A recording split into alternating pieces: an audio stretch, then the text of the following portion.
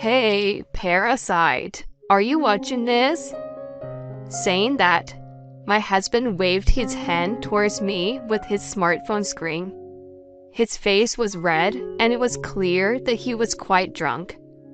Then, another person appeared on the screen next to him. Come on, Claire. Let my brother go already. You parasite. That was my sister-in-law, Amber. These two call me a parasite who has no choice but to rely on my husband's income as a full-time housewife. At that time, they made a video call to me while drinking at their parents' house on purpose.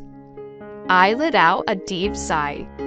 Hey, you were drinking at your parents' house now, right? Are your parents there? Yeah, they're here. Why? Can you let me talk to your father? Huh? Why? Are you planning to tattle on me, to my dad or something? My sister-in-law's high-pitched and carefully voice spoke up from next to him. Oh, well, it's fine, isn't it? Our dad is on our side. Daddy, Claire wants to talk to you. I couldn't stop laughing at the voice of my sister-in-law calling my father-in-law. I can finally correct their misunderstanding that I had been enduring. I am Claire, a 32-year-old full-time housewife. I used to work at a major advertising agency, but shortly after getting married, my husband asked me to become a full-time housewife. Hey, Claire, can you become a full-time housewife? I'll support you. Huh? I was surprised by his words, and my husband took my hand gently. He was a completely different person back then, much kinder than he is now. 'Cause we got married, right? If we want a happy home, it's better for one of us to stay at home and take care of things. But I can't do housework, and all I can do is work. You, on the other hand, are good at that kind of stuff, unlike me, right? Well, I'm not really that good. What are you talking about? Didn't you cook for me some Italian on your day off before? It was really delicious, and it made me feel so much better. I really respect and love that about you. So, please, quit your job, okay? Seeing my husband asking me like that, I reluctantly made up my mind. Okay, I understand. I don't know if I can quit right away, but I'll talk to my company. Thanks, Claire. I appreciate it. My husband's face lit up with joy, and I couldn't help but wonder how much this meant to him that I became a housewife. I thought it was a little strange, but seeing how happy my husband was, I decided to give in.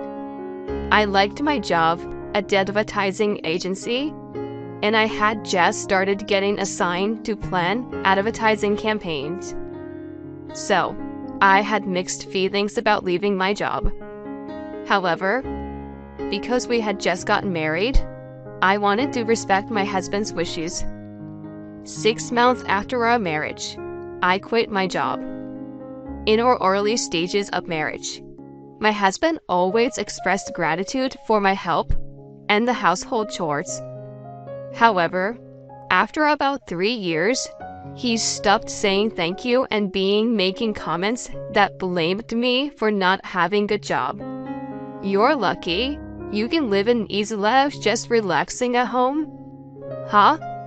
Whoa, isn't it true? Real living off the money I earn? I'm jealous. Being able to just stay at home and not work, hence still get by.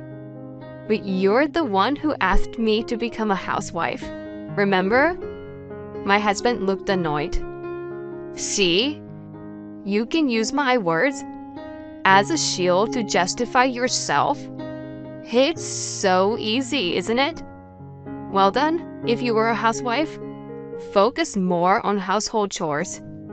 You have it easier than anyone else in the world, since you don't work, and you don't even have children. And yet, You always do things half-heartedly, don't you? He is probably referring to the frozen foods I received from our neighbor. What are you talking about? The frozen food? They own the grocery store, remember? They gave us a lot. So I don't want to waste it. I'm trying to save money on groceries and save for our future. When I said that, my husband stuttered. He had been talking about saving money to build a house, so we had discussed the saving. But, well, I know that without you telling me. But saving money and making half-hearted dishes are not related. If you received frozen food, you can use it, but try to be more creative. Make it look like a more elaborate dish. I sighed at my husband's complaint. He must think that putting a necessary effort into something is a good value. I've never made things difficult for my husband by cutting corners on cooking, cleaning, or laundry. I shouldn't have to be called the one who has it the easiest in the world despite this. I thought that, but I didn't want to argue. So I said, "Understood." I already knew that my husband's change in attitude had its roots in work-related stress. He has a selfish side that makes him think, why am I the only one going through such a tough time when I'm tired and struggling? He only sees his own hardships and doesn't think much about others. This narrow-mindedness makes him oblivious to the effort that I put into household chores. That's why he started thinking, I work so hard, yet the money keeps disappearing because of my wife. It seems that my sister Amber, who dislikes me, also whispered bad things about me in his ear. Claire is like a parasite, isn't she? Amber, who boasts about earning a lot of money as a model, found an easy target to criticize in me, who has no income. She's already in her mid-30s and doesn't know how many more years she can continue modeling. Yet, she's not capable of decent judgment.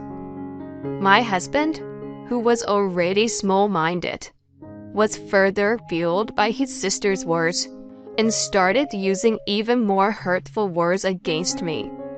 You are a parasite who has no choice but to rely on my money in my house. So don't act all high and mighty. My husband has been saying such awful things to me for years now. I try to think that there was no point in arguing, but I've reached my limit. Since my husband, Amber, and my in-laws are all here, it's a good opportunity to tell them the truth. So I asked my father-in-law to come over. Oh, hello, Claire. How's it going? Then I told my father-in-law about the abusive words that the two had been saying to me and about my decision. Then my father-in-law let out a huge sigh over the phone and yelled, "What have you guys done?"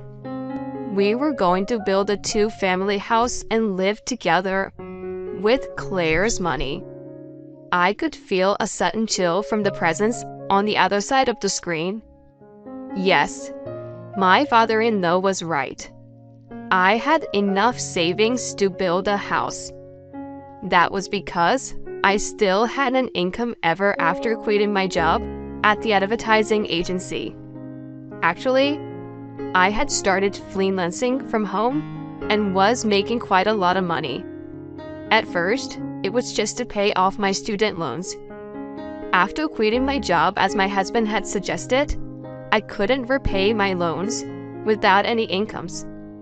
So I utilized my experience at the advertising agency and started searching for design jobs, including advertising. After I started working from home, my income increased rapidly, and I was scouted for many projects. By the time 3 years had passed, my monthly income had exceeded $10,000. Since my husband said that he wanted to build a two-family home and live with his parents in the future. I saved most of my earnings for that purpose. I thought it would be a good use of my savings. However, I didn't tell my husband about it because I knew he had the habit of spending money recklessly. He might have suggested going on a trip or buying a large TV with my money.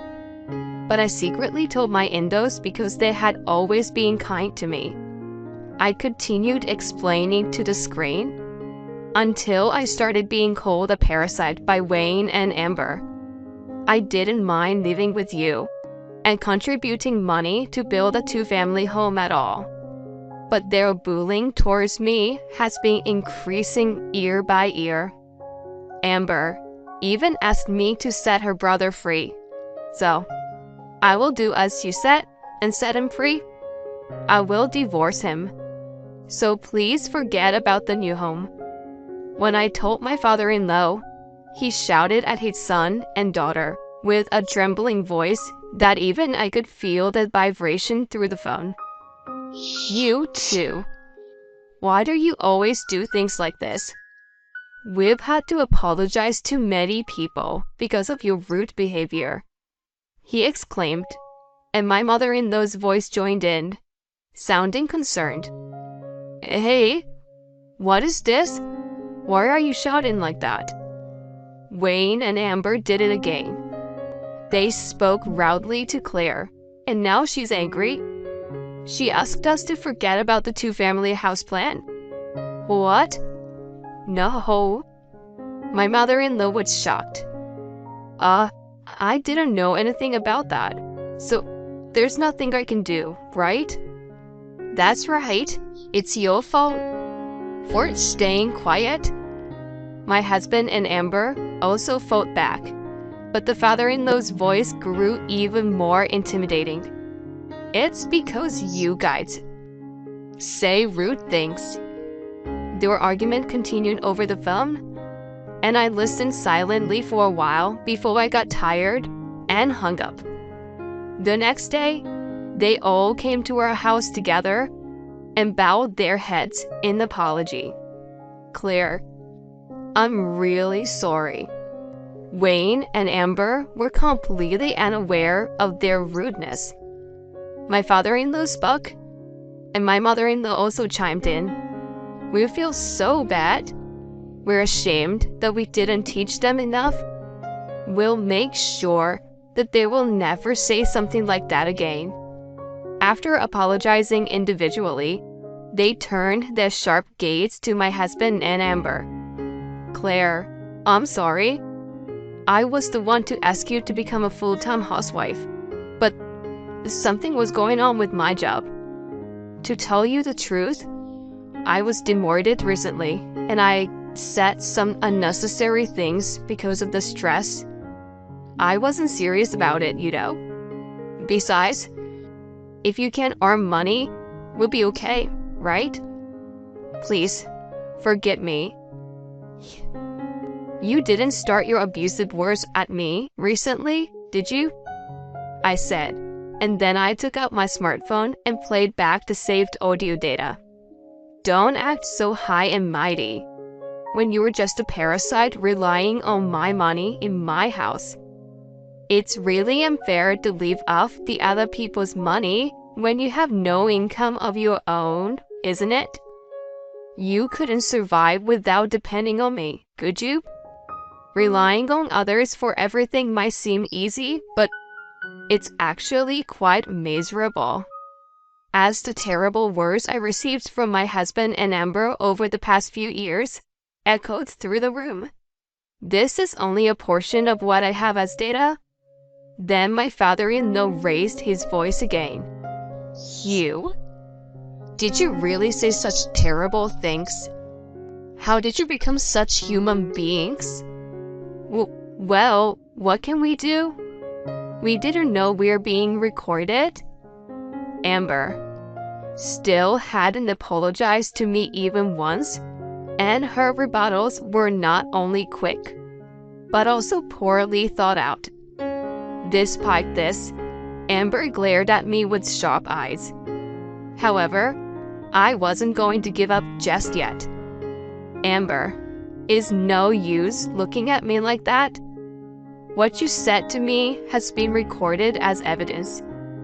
Even you understand what people will think when they hear it, right? I'm going to claim alimony from you and your brother based on this. Alimony? Amber's voice flipped over, and my husband's tone was also disrupted as he opened his mouth again. Wait a minute, please. Don't ask for compensation. We've already apologized. This is not a joke. You can't expect me to forgive you with just a few words of apology? Well, perhaps we should bring a third party to objectively assess this situation? Don't worry. If it's an unjustified claim, it won't go through. But my husband's voice trembled with uncertainty. It's only natural. If a third party is brought in to judge such a matter, it's clear that the two would be blamed. With a troubled expression, my husband turned to his sister. Sis, you should apologize properly too. After all, it was you who started calling her a parasite and all that. I wasn't serious. What? Are you trying to blame everything on me? 'Cause you are more responsible? And I already apologized, didn't I? Who's more responsible, you're saying? I sighed at their argument. It seemed that their parents felt the same way. After a while, their father scolded both of them again. Both you. Cut it out. It does matter who's at fault. Saying that, he shook his shoulders in anger. I said to him, "Thank you very much for understanding. I really appreciate you, but my decision will never change. I'm going to get a divorce and claim compensation." I see. If that's what you've decided, there's nothing I can do. Anyway, we'll do our best to respond sincerely. And so, I ended up getting divorced, and of course, I also demanded compensation. My husband was struggling to pay the compensation because he had been demoted and his salary had significantly decreased. Amber seems to be struggling even more than her brother and called me crying, asking me to reduce the amount of compensation. It was no surprise, since the demand for models in their late 30s were low, but Amber couldn't let go of her past glory and clung onto her job as a model. Despite her drastically reduced income, she still had the spending habits of the past and had been in debt even before. I didn't sympathize with her and refused to reduce the compensation. In the end, both my ex-husband and Amber had to rely on their parents and move back to their home. Who is the real parasite here, I wonder? As for me, I resumed working at the advertising agency and obtained permission to continue working as a freelancer. With the monthly compensation and my savings, my future is secure. I can now do what I love and enjoy my life to the fullest.